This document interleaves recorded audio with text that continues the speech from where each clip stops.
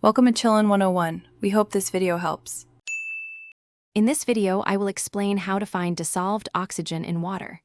Dissolved oxygen, or DO, is a crucial indicator of water quality, supporting aquatic ecosystems. The Winkler method is a reliable chemical process to measure it. First, you must collect a water sample. Carefully fill a 300 milliliter glass bottle completely, ensuring no air bubbles are trapped inside. This initial step is critical for accurate results. Next, we fix the oxygen in the sample. Using a calibrated pipette, add 2 milliliters of manganese sulfate just below the water's surface.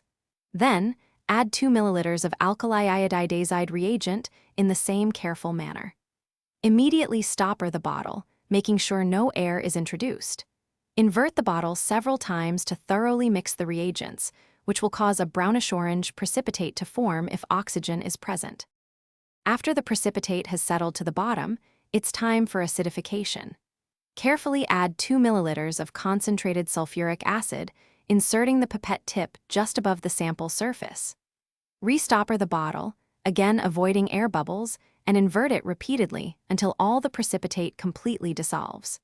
The solution should now turn a distinct yellow-brown color, indicating the release of iodine, which is proportional to the original dissolved oxygen. For the final step, we perform a titration. Transfer 201 milliliters of the fixed sample into a flask. Slowly titrate this solution with sodium thiosulfate until it turns a pale straw yellow. Then, add 2 milliliters of starch solution, which will turn the sample deep blue.